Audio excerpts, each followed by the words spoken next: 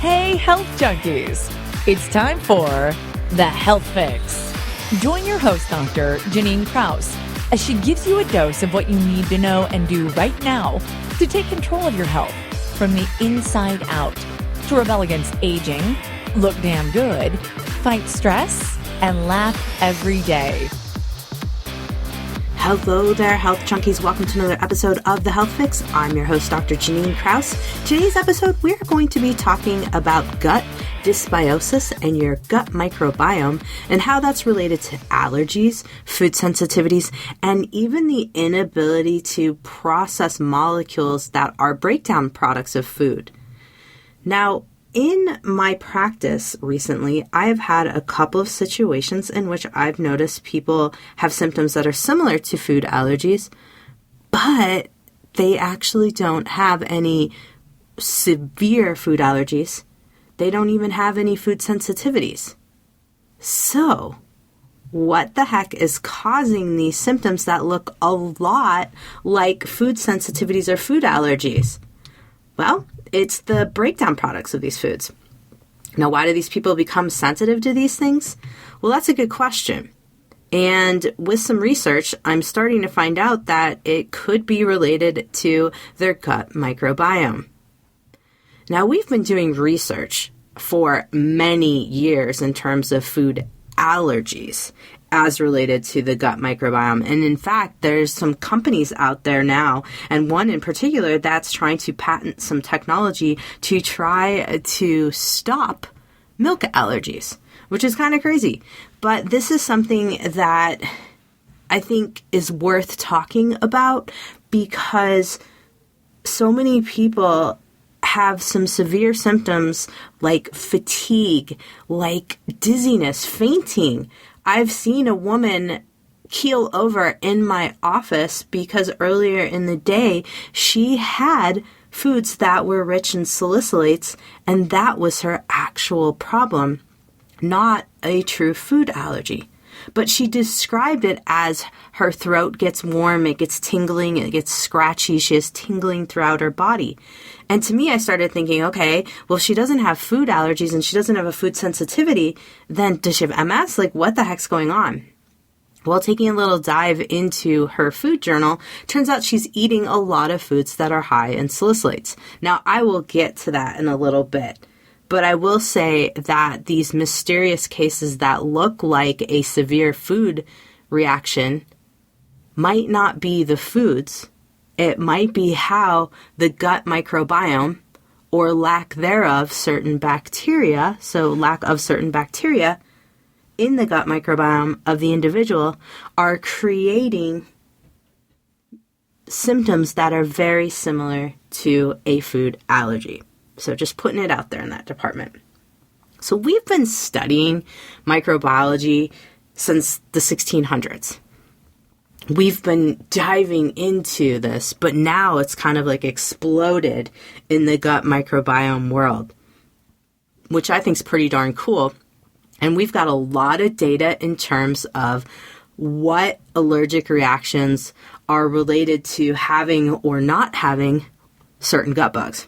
So I'm going to go through a couple of things just to kind of give you a sense of this gut bug concept. So for example, we've determined that gut bugs can actually modulate food allergy susceptibility, meaning having certain gut bugs protects you from having a sensitivity to certain foods. Why is that? Well, because gut bugs are there to protect your gut lining. They help with signaling, they help with maintaining the gut lining. So if your gut bugs are disturbed, in the case of gut dysbiosis, well, what's going to happen is your gut lining is going to degrade.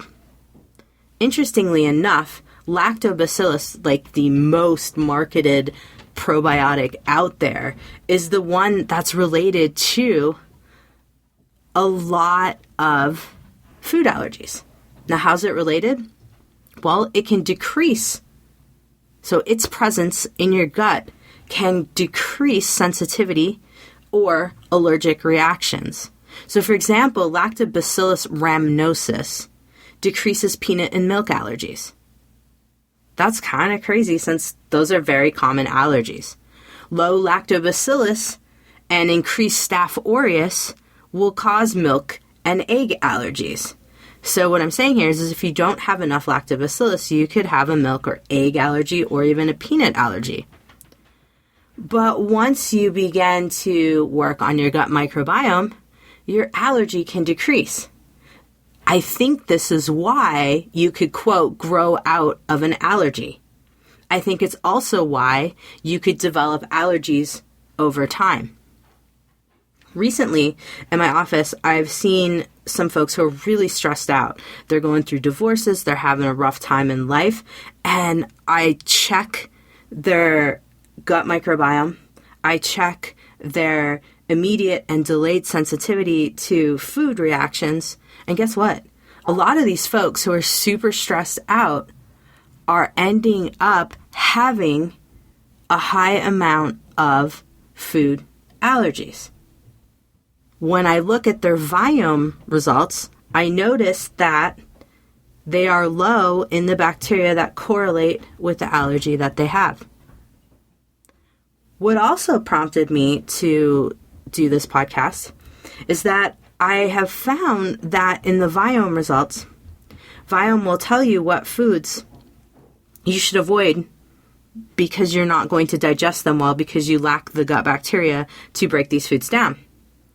If I compare that to someone who has had food allergy testing done or food sensitivity testing done, and by that I mean immediate and delayed, so IgE, which is immediate, and IgG, which is delayed, food sensitivity, if I connect those, and I did this on 5 patients that I could track down in my office that I knew I had data on both, turns out their food sensitivities correlate, and some of them have food allergies, but their food sensitivities in particular correlate with what Viome says they should not be eating because they don't have the bacteria to digest those foods.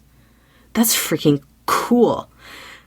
And not so cool, because now we have to figure out how do we get these gut bugs into these folks. Because I'm talking about lactobacillus being one of the main ones, which is easy to get a lactobacillus supplement or use fermented foods to get lactobacillus in. Which, by the way, lactobacillus species are the hardest to grow in your gut environment. They're very fragile.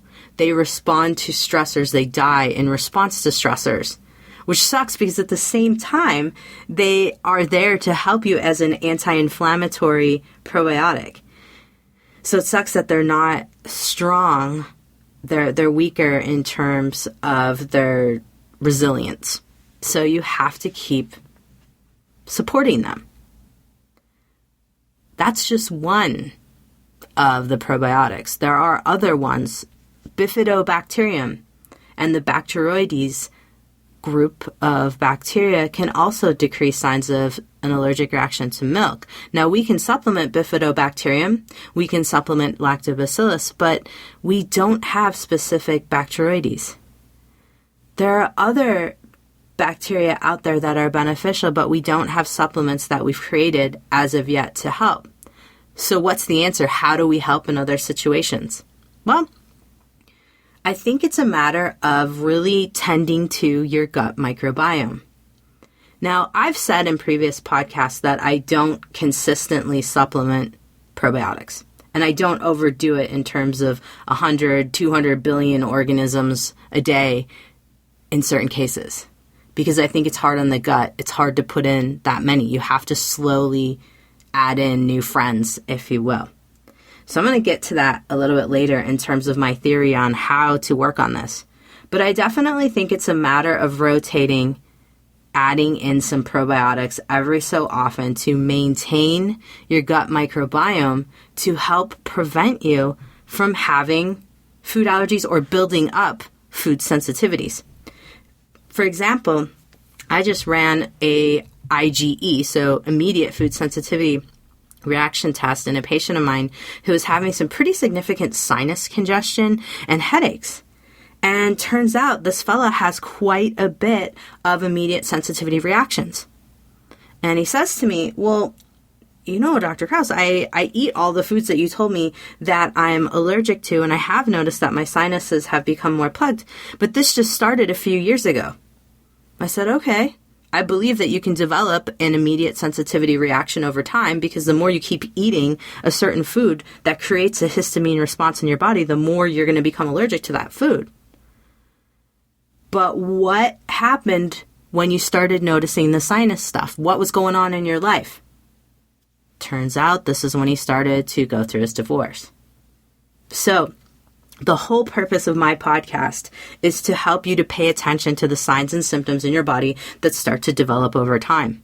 This is why I am huge about making a journal so that you can see how you react with certain foods and see if you can make some connections on your own. Why? Because you're your best health advocate. But you also have people like me. There's tons of naturopaths out there. There are a lot of functional medicine doctors out there that love data. And they love to take this data and go, okay, so you have a food sensitivity. You've removed all those certain foods that you think you're allergic to, but you're still having symptoms. What gives? It could be these breakdown products that I'm going to talk about today. It could be salicylates. It could be oxalates. It could be histamines. There's a lot of different things. Sulfur also. I'm going to talk about that guy in particular. Even fat. If your gut microbiome is not rich enough in bacteria that break down fat, you're going to have issues with fat. I think it's a lot of reason why a lot of people do not tolerate ketogenic diets. Now, I'm not going to go down a whole rabbit hole in that department for this podcast, but it is something that I want you to think about. Now, another thing that's becoming more and more popular in the microbiome research world is viruses and the connection of us with viruses. And there's a virus called a reovirus. So it's a group of viruses, if you will. It's kind of like a virus family. And these guys can infect the intestine and mess with your gut bacterial homeostasis, meaning they're messing with your lining. You might not even have symptoms of this virus because typically, as it's mentioned, it's asymptomatic in terms of a virus. We just contract it. And over time, as it messes with your gut microbiome balance, you can end up with celiac. You can end up with colitis. Because these viruses elicit an inflammatory immune response that makes your gut lining more susceptible to dietary antigens, meaning different foods that come in, different chemicals even that could come in, and it alters the gut lining, that protective immune balance that's going on between your gut bugs and your gut lining cells. They talk to each other, they communicate. And I'm going to talk about a little bit later in this podcast how they do that and how they help you to not have issues with foods. Now, a lot of times you'll hear me talking about gut lining repair, et cetera, in this podcast. But I'll admit, I haven't talked about the immune system reaction that's happening on the gut lining before this podcast. So today, a little bit of something new. So what the heck's happening?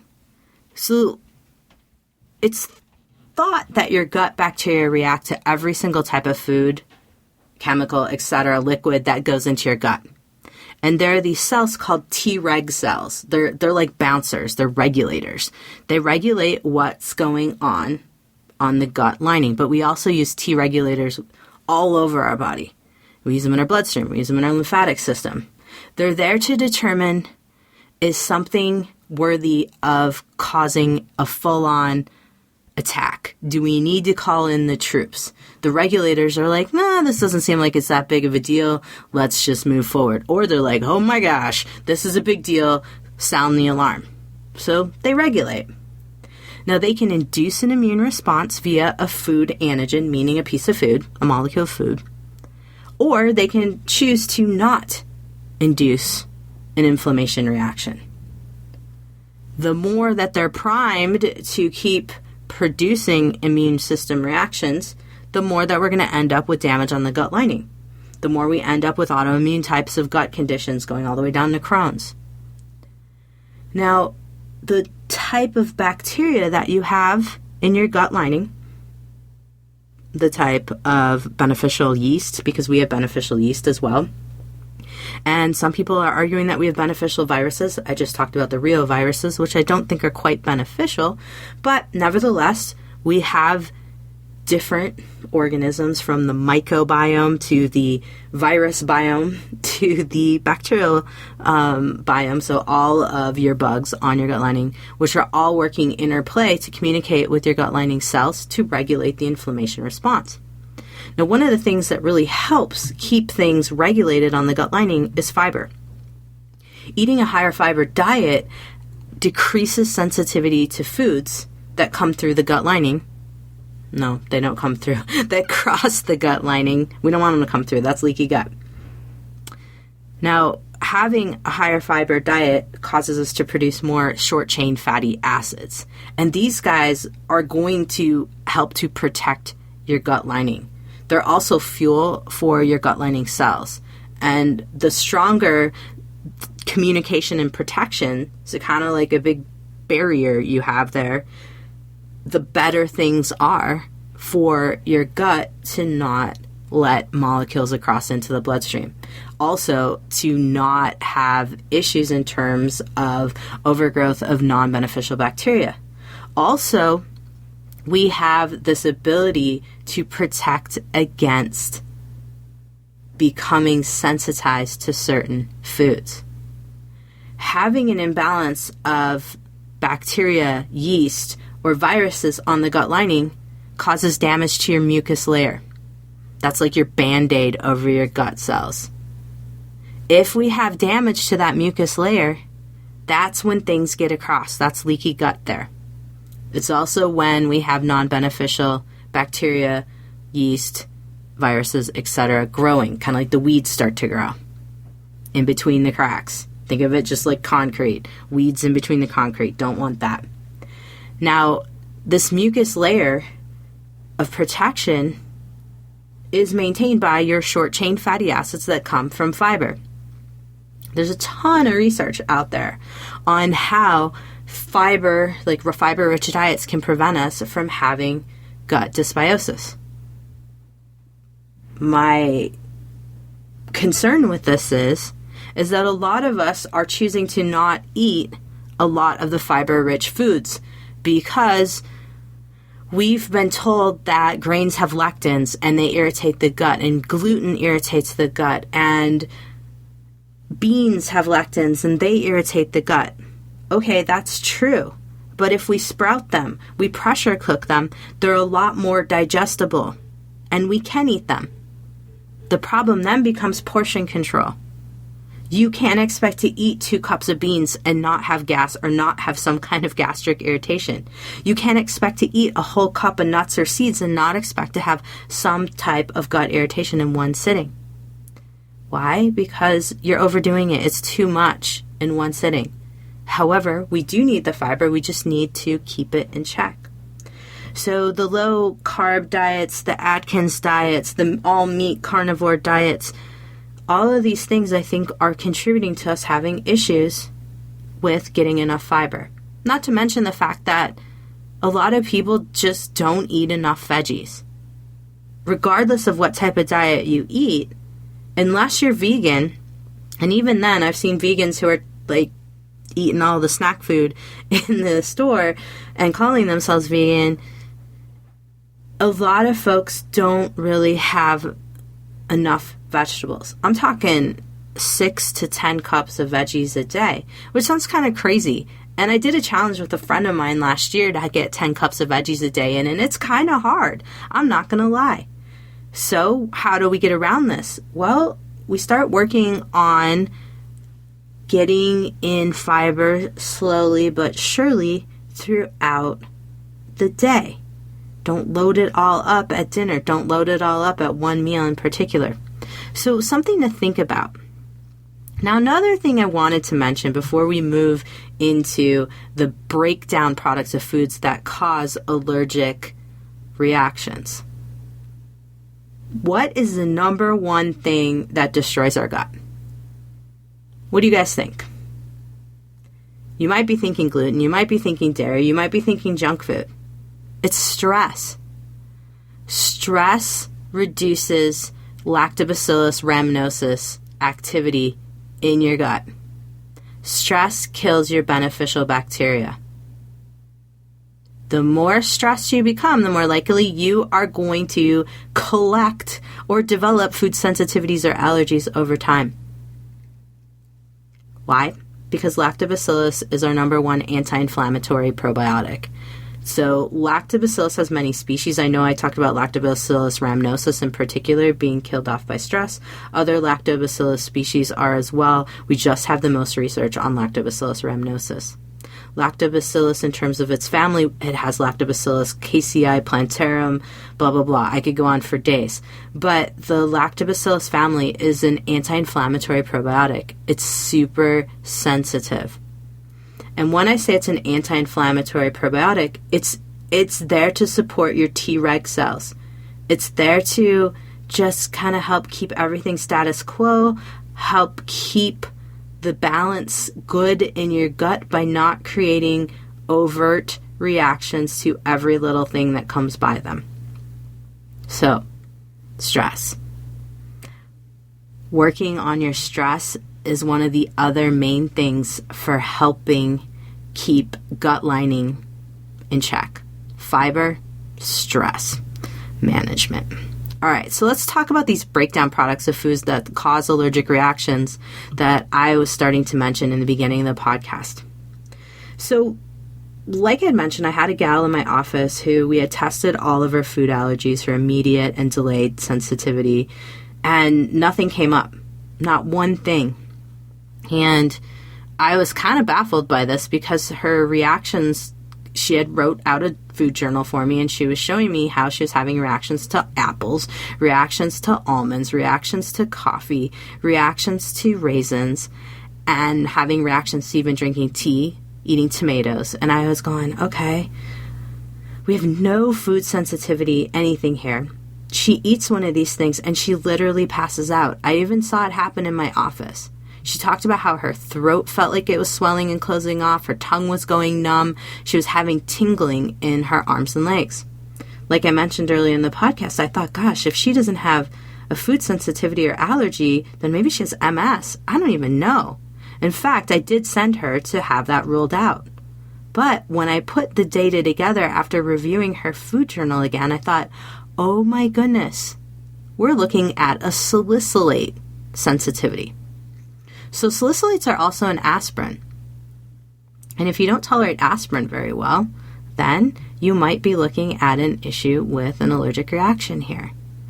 Salicylates are also in a lot of hygiene products, so I recommend going to my podcast notes at drjkrausend.com or thehealthfixpodcast.com, and I will have a complete list there that you can click on for that resource, because we'll sit here all day with me listing off things, and you guys have better things to do than listen to me list off salicylates that are in hygiene products. But it's important to rule it out if you suspect that you're having an issue in this case. And what a salicylate allergy looks like is this person can lose consciousness, can faint right in front of you when they've had an overload of salicylates. They also can become quite feverish, and like I mentioned, tingling. They might feel that their throat's closing. They might feel like it's difficult to talk or even breathe. So in this case, you might think that this individual needs an EpiPen or something of that nature, like this is a serious allergic reaction. No, the solution is to work on their gut microbiome and remove the high salicylate foods and hygiene products. So something to think about. So that's allergic reaction number one in terms of a food breakdown product.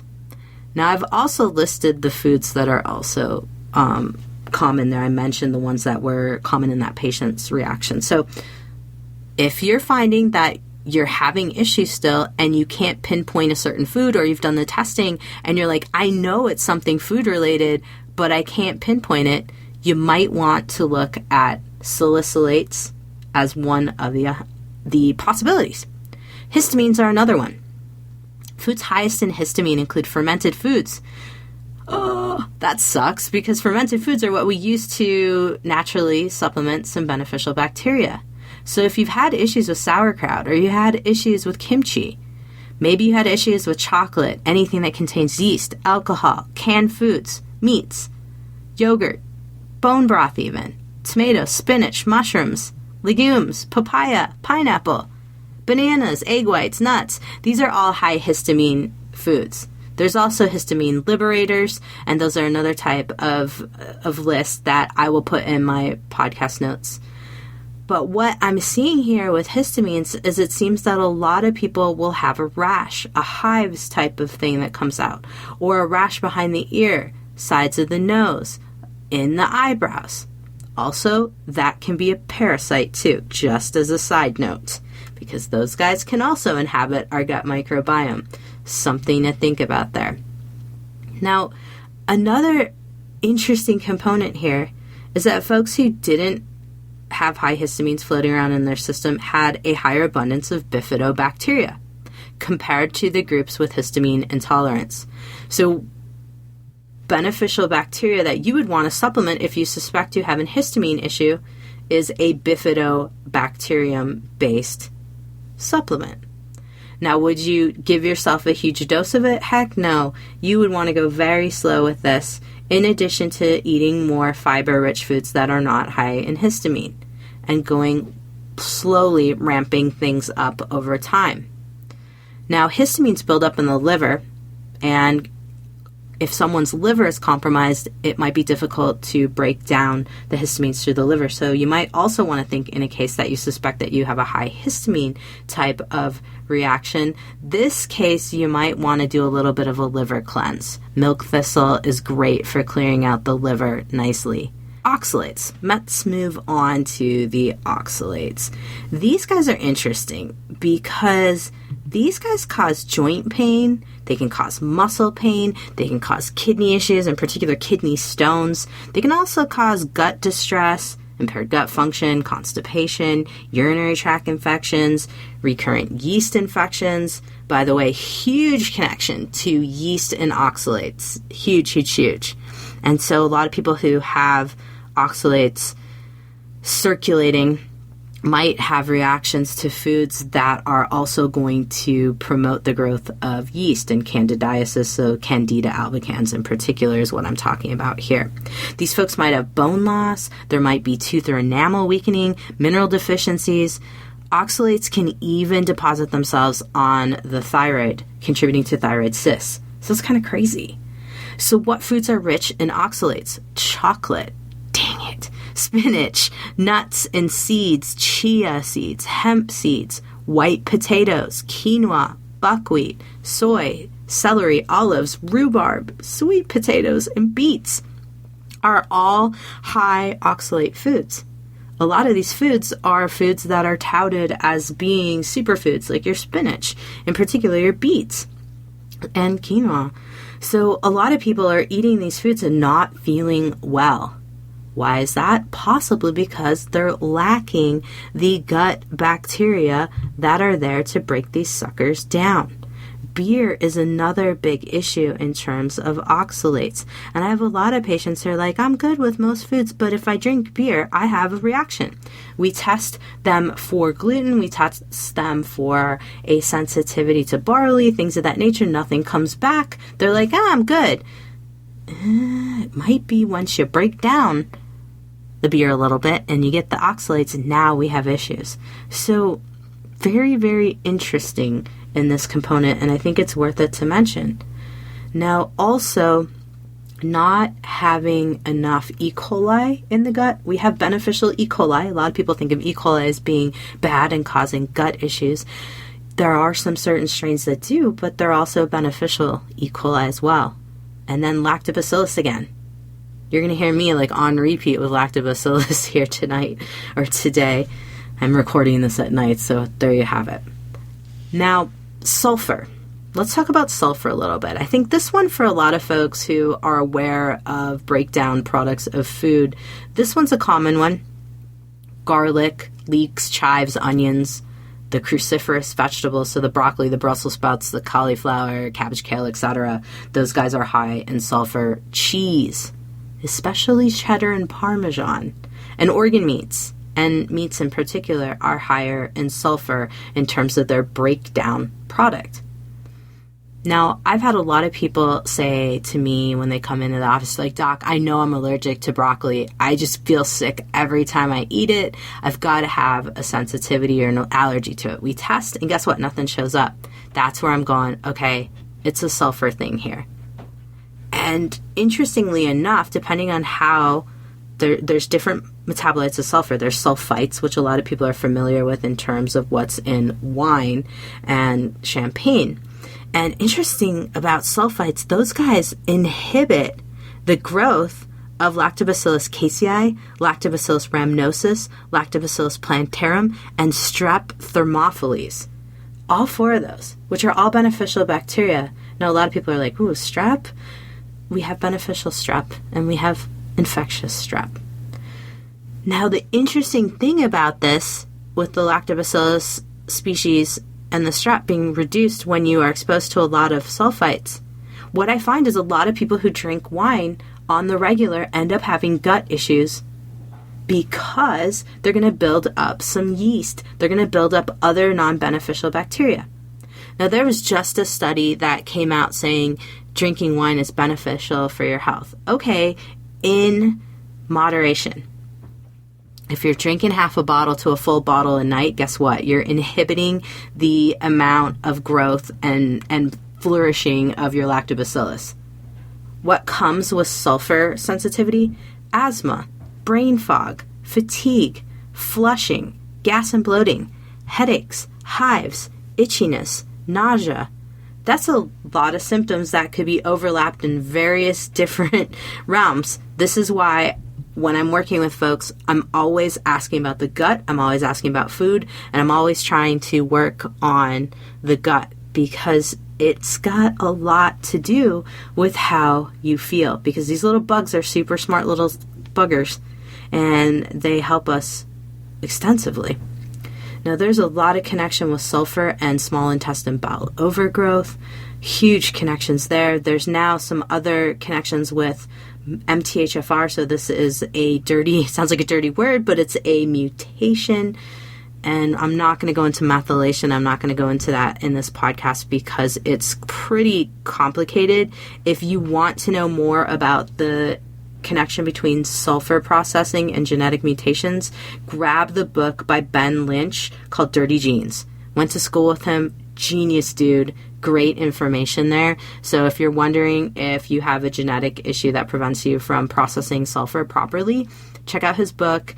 If you were tested with 23andMe, get your raw data, run it through Genetic Genie or one of the other online sources to give you your raw data and see what genetic mutations you truly have and see if it's an issue for you. Maybe someday I'll do a podcast all on that.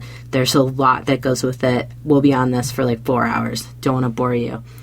All right, so another big issue with food sensitivities and symptoms that are like food sensitivities and symptoms that are like food allergies is something called the Lipo Polysaccharide Toxin, LPS.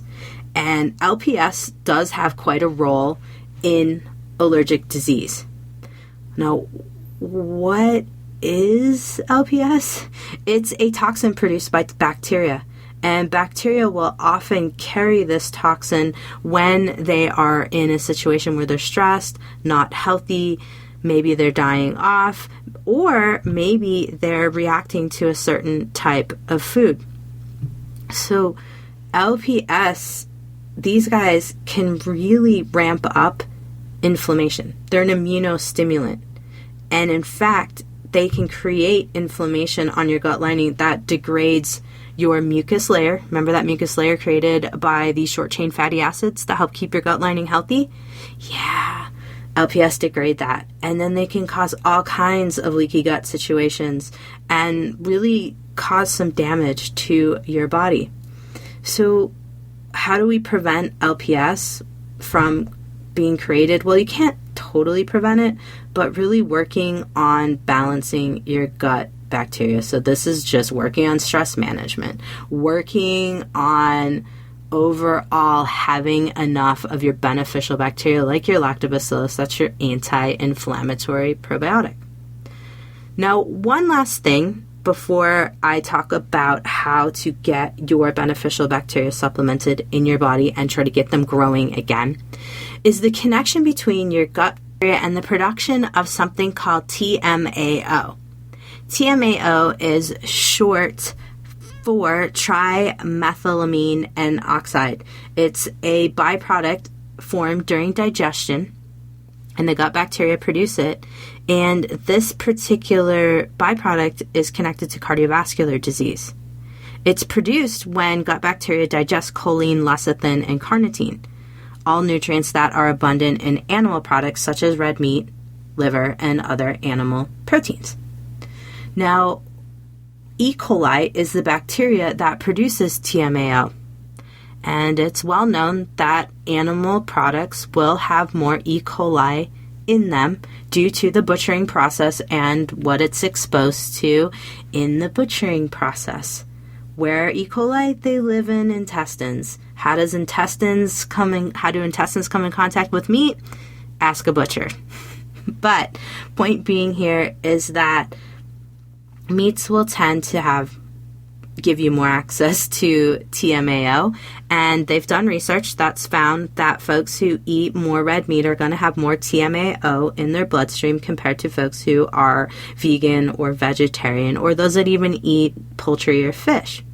So, interestingly enough here, my biggest reason for pointing this out is not because there's a sensitivity to the TMAO, but because I found it interesting in that the gut bacteria have such a reaction in terms of creating byproducts that affect us. And we have a direct connection here between TMAO and cardiovascular disease. Much like we have a direct connection between byproducts of digestion, what the beneficial or general bacteria do with those byproducts, and how it relates back to how we feel. Huge connections here. And I just wanted to use the TMAO connection to help solidify the concept that our gut bugs are dictating our health, how we feel, and what certain reactions we have. This is why it's absolutely important to balance your gut microbiome. So how do I do that? I'm typically not going to give folks a huge supplement. I may recommend a soil-based probiotic to start with, and making sure that you're increasing your veggies in your diet. High fiber foods. Just like I mentioned before, the high fiber foods help our gut lining to have more short chain fatty acids to protect it better. Things like chicory root, artichoke, dandelion greens, garlic, leeks, asparagus, wheat bran, flour, bananas. Yes, I said foods that are on the no way Jose list. But keep in mind, sprout these things. Get them sprouted in terms of flour or wheat flour. Now, I'm not recommending that you necessarily go and eat bread. What I'm recommending more of is the whole grain aspects of things to help with boosting your short chain fatty acids. Now, I mentioned garlic and leeks as being an issue with sulfur. If you think you have an issue with sulfur, don't eat garlics and leeks for right now. Use other things. Green banana flour has been touted as one of the great prebiotic foods. I've tried to use that. I've tried to use plantains. I've used multiple things. I think it's one of those things where you find out what you tolerate best, see how your gut does, but portion is a big issue. With using beans or lentils for your beneficial bacteria feeding, if you will, or for your short chain fatty acid production to protect your gut lining, you're not wanting to eat a cup or two at a time. You're talking a quarter cup, just a little bit. Sprout them, cook them, throw them on top of something as a condiment, not as the main course. Same thing goes if you're gonna use things like, say, wheat bran, or you're gonna use things that you sprout, such as maybe even mung beans. Use it more as a condiment versus the main event. Sprinkle it on top of some squash. Squash is super beneficial for your gut. those are things that the Chinese have recommended for years, pumpkin and different squashes. And if you look at the list of what not what pumpkins recommend, what the Chinese recommend, they're recommending things like whole wheat, rice, dates, squashes, barley, for helping reestablish your gut lining. And I think there's a reason for that. It's because they're high in fiber. We now have the data compared to what the Chinese saw working 5,000 years ago. Fermented foods. Those are another thing that I like to have folks doing as well.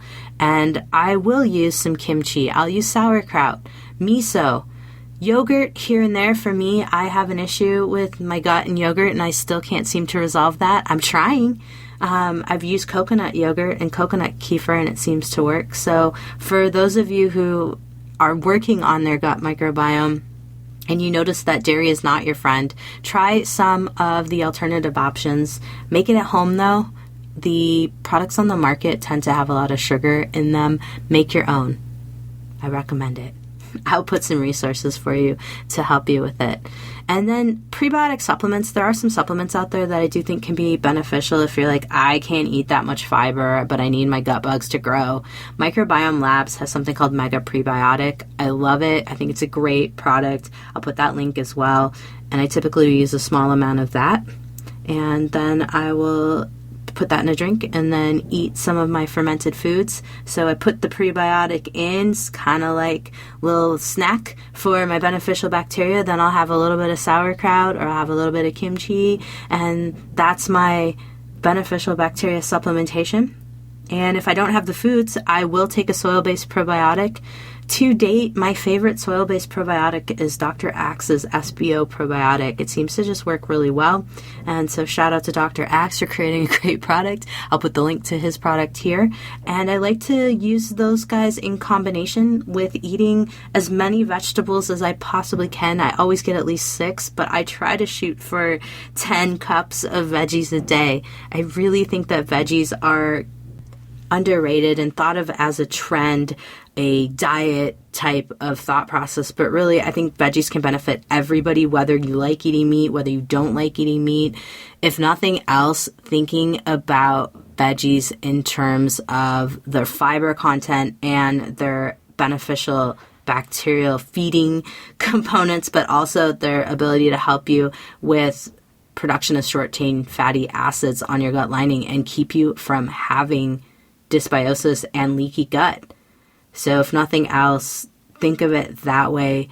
Fiber from veggies is amazing and can really help your gut just in so many different ways. Of course, the other big caveat here is making sure that you're staying hydrated. If you put in a whole bunch of fiber and you don't drink enough water, things will not go well in the bathroom department. So making sure that you're getting in at least half your body weight in ounces of water a day and adjusting for any physical activity as you will.